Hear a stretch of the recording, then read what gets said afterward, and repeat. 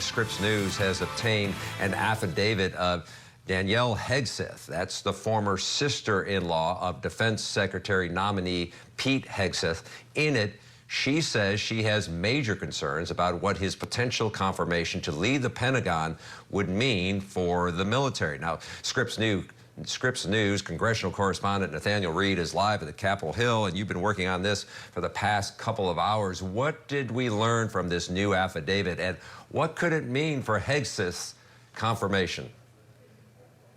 Well, Charles, for one, this is by no means the first allegation against Mr. Hegseth, who, of course, was nominated by then-President-elect Trump to lead the Pentagon. He's still moving forward toward that confirmation. The Senate Armed Services Committee in the room behind me yesterday advanced his nomination to the full Senate on party lines. But today, Democrats received this allegation from his former sister-in-law, the wife of his brother, ex-wife of his brother, Samantha Hegseth, in which she alleges several things. She was married to his brother, Nathanielle Hegseth, until 2019, that he abused alcohol, that he engaged in aggressive behavior, that he drank until he passed out. He also said things that, to her, appeared to be racist and made comments minimizing rape. Now, in the last couple of moments, we have heard from an aide to Mr. Hegseth who categorically denies every word of this allegation. We've also heard from his lawyer as well, who said in a statement to us, quote, Sam, the ex-wife, has never alleged that there was any abuse.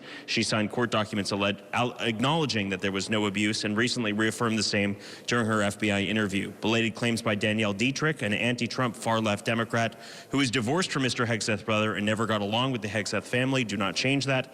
After an acrimonious divorce, Ms. Dietrich has an axe to grind against the entire Hegseth family. That coming from Timothy Parlatore, a lawyer for Pete Hegseth. So far, senators on the Armed Services Committee just beginning to weigh in on these allegations. We caught up earlier with Senator Mazie Hirono, the Democrat from Hawaii. Take a listen.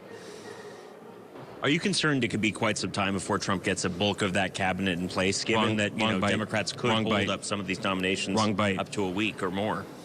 When President Obama came in, I think in the first 15 days, he got 12 appointments through. There's no reason we shouldn't be able to do that well or better. I'm hopeful that we get these nominations through rapidly so he gets his team in place and gets to work. Will there be some that the Democrats try to drag out? Of course. Fortunately, that was the wrong soundbite there, but we did have sound from Mazie Hirono, the Democrat from Hawaii, talking about the troubling nature of those allegations. We understand that some Democrats on the Armed Services Committee meeting in the room behind us to read the affidavit that was sent to Democrats in that committee. We understand that the ranking member, top Democrat on the committee, has now sent those allegations out to all members of the committee. This comes on the heels of a Democrat telling me yesterday they thought that Mr. Hegseth could receive a confirmation vote in front of the full Senate as soon as the end of this week. Again, Democrats have long been opposed to his nomination. They say that he does not have the necessary skills to do the job. He does not have the experience to do the job.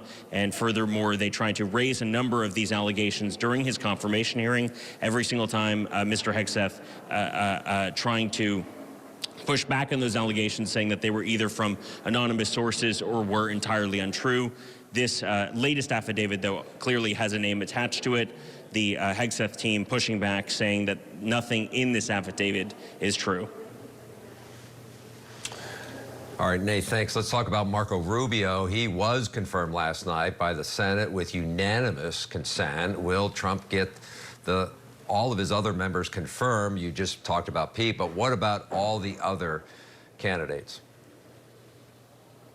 Well, look, Republicans have a majority in the Senate, and for that reason, they should have no issues confirming their picks for Trump's cabinet if less than 4 Republicans oppose any given nomination. So Republicans, with their comfortable majority, are able to confirm who they want to Trump's cabinet without any Democratic support.